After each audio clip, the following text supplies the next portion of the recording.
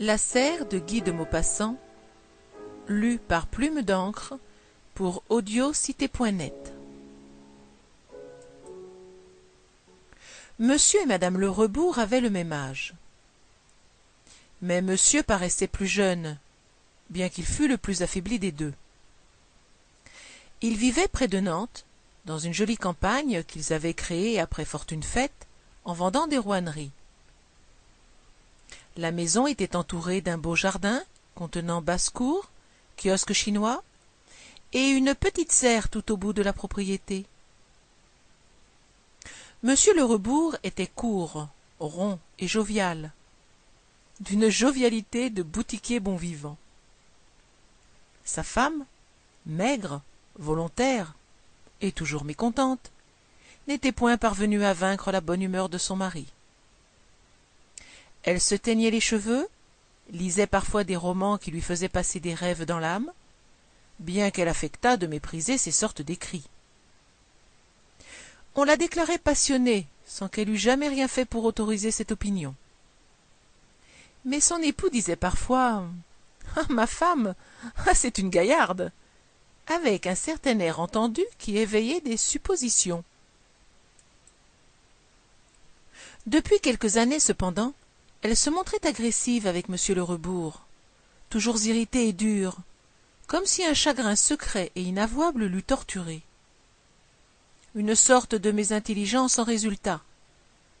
Ils ne se parlaient plus qu'à peine, et madame, qui s'appelait Palmyre, accablait sans cesse monsieur, qui s'appelait Gustave, de compliments désobligeants, d'allusions blessantes, de paroles acerbes, sans raison apparente.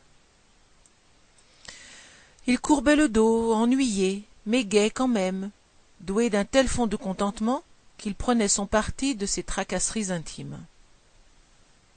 Il se demandait cependant quelle cause inconnue pouvait aigrir ainsi de plus en plus sa compagne, car il sentait bien que son irritation avait une raison cachée, mais si difficile à pénétrer qu'il y perdait ses efforts. Il lui demandait souvent « Voyons, ma bonne, mais dis-moi ce que tu as contre moi. Je sens que tu me dissimules quelque chose. » Elle répondait invariablement « Mais je n'ai rien, absolument rien. D'ailleurs, si j'avais quelque sujet de mécontentement, ce serait à toi de le deviner. Je n'aime pas les hommes qui ne comprennent rien, qui sont tellement mous et incapables qu'il faut venir à leur aide pour qu'ils saisissent la moindre des choses. » Il murmurait découragé. « Ah, je vois bien que tu ne veux rien dire. » Et il s'éloignait en cherchant le mystère. Les nuits surtout devenaient très pénibles pour lui, car il partageait toujours le même lit, comme on fait dans les bons et simples ménages. Il n'était point alors de vexation dont elle n'usât à son égard. Elle choisissait le moment où ils étaient étendus côte à côte pour l'accabler de ses railleries les plus vives. Elle lui reprochait principalement d'engraisser. « Oh, tu tiens toute la place tant tu deviens gros. Oh, et tu me sues dans le dos comme du lard fondu. Oh, si tu crois que cela m'est agréable. » Elle le forçait à se relever sous le moindre prétexte, l'envoyant chercher en bas un journal qu'elle avait oublié, ou la bouteille d'eau de fleur d'oranger qu'il ne trouvait pas, car elle l'avait cachée. Et elle s'écriait d'un ton furieux et sarcastique. « Mais enfin, tu devrais pourtant savoir où on trouve ça, grand nigaud !» Lorsqu'il avait erré pendant 1 heure dans la maison endormi et qu'il remontait les mains vides, elle lui disait pour tout remerciement « Allons, recouche-toi, tiens, ça te fera maigrir de te promener un peu. Tu deviens flasque comme une éponge. » Elle le réveillait à tout moment en affirmant qu'elle souffrait de crampes d'estomac et exigeait qu'il lui frictionnât le ventre avec de la flanelle imbibée d'eau de Cologne. Il s'efforçait de la guérir, désolé de la voir malade. Et il proposait d'aller réveiller Céleste, leur bonne. Alors elle se fâchait tout à fait, criant « Mais faut-il qu'il soit bête, ce dindon-là? Allons, allons, c'est fini, tiens, je l'ai plus mal. Allez, rendors-toi, grande chiffe. » Il demandait « C'est bien sûr que tu ne souffres plus ?» Elle lui jetait durement dans la figure. « Oh oui, tais-toi, tiens, laisse-moi dormir. Ne m'embête pas davantage. Tu es incapable de rien faire, même de frictionner une femme. » Il se désespérait. « Mais, ma chérie... » Elle s'exaspérait. « Pas de mais, assez, n'est-ce pas? Allez, fiche-moi la paix maintenant. » Et elle se tournait vers le mur. Or, une nuit, elle le secoua si brusquement qu'il fit un bond de peur et se trouva sur son séant avec une rapidité qui ne lui était pas habituelle. Il balbutia. « Quoi, qu'y a-t-il » Elle le tenait par le bras et le pinçait à le faire crier. Elle lui souffla dans l'oreille. « J'ai entendu du bruit dans la maison. » Accoutumé aux fréquentes alertes de madame Lerebourg, il ne s'inquiéta pas outre mesure et demanda tranquillement. « Quel bruit, ma chérie ?» Elle tremblait comme affolée et répondit. « Du bruit, mais du bruit, des bruits de pas, il y a quelqu'un. » Il demeurait incrédule. « Quelqu'un? Tu crois? »« Mais non, tu dois te tromper. Mais qui veux-tu que ce soit, d'ailleurs ?» Elle frémissait. « Qui? Mais qui? Mais des voleurs imbéciles !» Il se renfonça doucement dans ses draps. « Mais non, ma chérie, il n'y a personne. Tu as rêvé, sans doute. » Alors elle rejeta la couverture et sautant du lit exaspérée. Oh, « Mais tu es donc aussi lâche qu'incapable. Oh, dans tous les cas, je ne me laisserai pas massacrer grâce à ta pusillanimité. » Et saisissant les pinces de la cheminée, elle se porta debout devant la porte verrouillée, dans une attitude de combat. Ému par cet exemple de vaillance, honteux peut-être, il se leva à son tour en rechignant, et sans quitter son bonnet de coton, il prit la pelle et se plaça vis-à-vis de sa moitié. Ils attendirent 20 minutes dans le plus grand silence. Aucun bruit nouveau ne troubla le repos de la maison. Alors madame, furieuse, regagna son lit en déclarant « Ah, je suis sûre pourtant qu'il y avait quelqu'un !» Pour éviter quelque querelle, il ne fit aucune allusion pendant le jour à cette panique. Mais la nuit suivante, madame Lerebourg réveilla son mari avec plus de violence encore que la veille, et haletante, elle bégayait. « Gustave, Gustave, on vient d'ouvrir la porte du jardin !» Étonné de cette persistance, il crut sa femme atteinte de somnambulisme, et il allait s'efforcer de secouer ce sommeil dangereux, quand il lui sembla entendre en effet un bruit léger sous les murs de la maison. Il se leva, courut à la fenêtre, et il vit une ombre blanche qui traversait vivement une allée. Il murmura défaillant. « Il y a quelqu'un !» Puis il reprit ses sens, s'affermit, et soulevé tout à coup par une formidable colère de propriétaire dont on a violé la clôture, il prononça. « Attendez, attendez, vous allez voir !» Il s'élança vers le secrétaire, l'ouvrit, prit son revolver et se précipita dans l'escalier. Sa femme éperdue le suivait en criant. « Gustave, Gustave, ne m'abandonne pas, mais ne me laisse pas seul. Gustave, Gustave !» Mais il ne l'écoutait guère. Il était déjà à la porte du jardin. Alors elle remonta bien vite se barricader dans la chambre conjugale. Elle attendit 5 minutes, 10 minutes, un quart d'heure. Une terreur folle l'envahissait. Oh, il l'avait tué sans doute, saisi, garrotté, étranglé. Elle eût mieux aimé entendre retentir les 6 coups de revolver, savoir qu'il se battait et qu'il se défendait. Mais ce grand silence, ce silence effrayant de la campagne, la bouleversait. Elle sonna Céleste. Céleste ne vint pas, ne répondit point. Elle sonna de nouveau défaillante, prête à perdre connaissance. La maison entière demeura muette.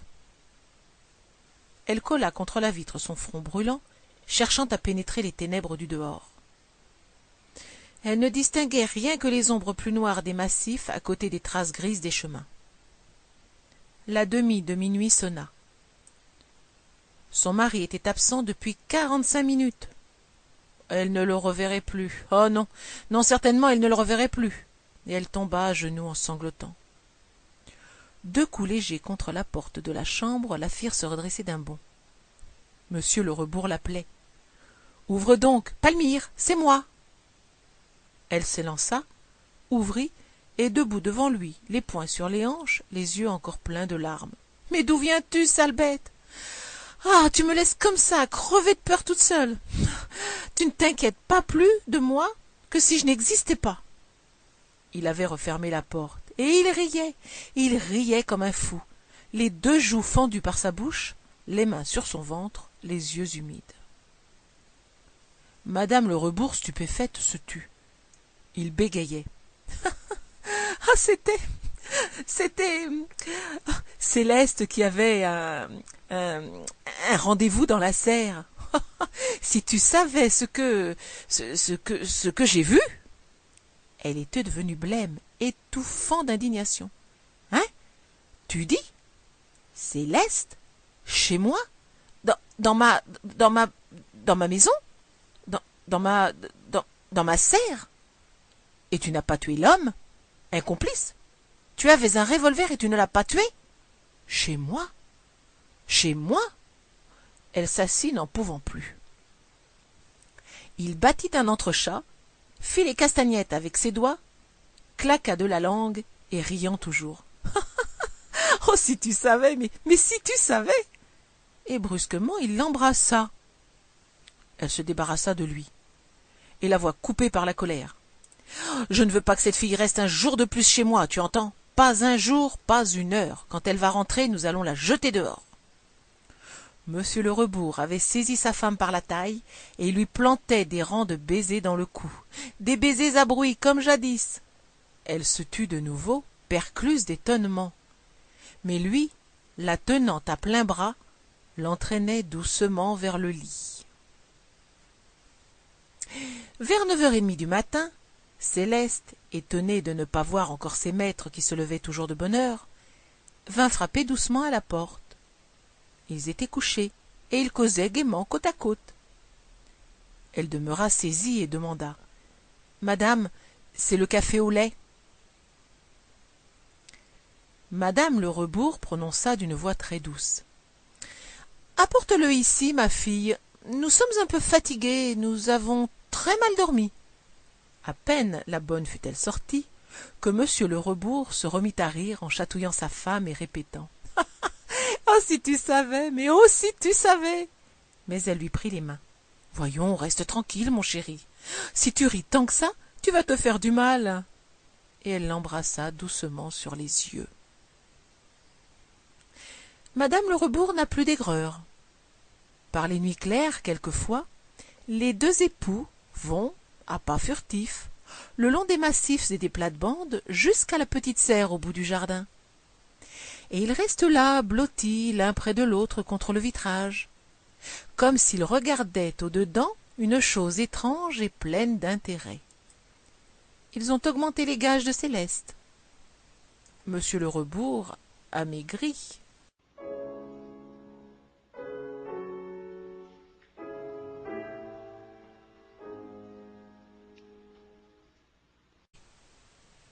Une sorte de mésintelligence en résulta. Ils ne se parlaient plus qu'à peine, et madame, qui s'appelait Palmyre, accablait sans cesse monsieur, qui s'appelait Gustave, de compliments désobligeants, d'allusions blessantes, de paroles acerbes, sans raison apparente. Il courbait le dos, ennuyé, mais gai quand même vivant. Sa femme, maigre, volontaire, et toujours mécontente, n'était point parvenue à vaincre la bonne humeur de son mari. Elle se teignait les cheveux, lisait parfois des romans qui lui faisaient passer des rêves dans l'âme, bien qu'elle affectât de mépriser ces sortes d'écrits. On la déclarait passionnée, sans qu'elle eût jamais rien fait. La serre de Guy de Maupassant, lue par Plume d'encre pour audiocité.net. Monsieur et madame le Rebours avaient le même âge. Mais monsieur paraissait plus jeune, bien qu'il fût le plus affaibli des deux. Ils vivaient près de Nantes, dans une jolie campagne qu'ils avaient créée après fortune faite, en vendant des rouenneries.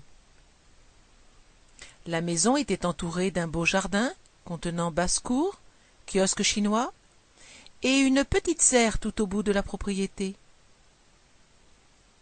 Monsieur le Rebours était court, rond et jovial, d'une jovialité de boutiquier bon pour autoriser cette opinion.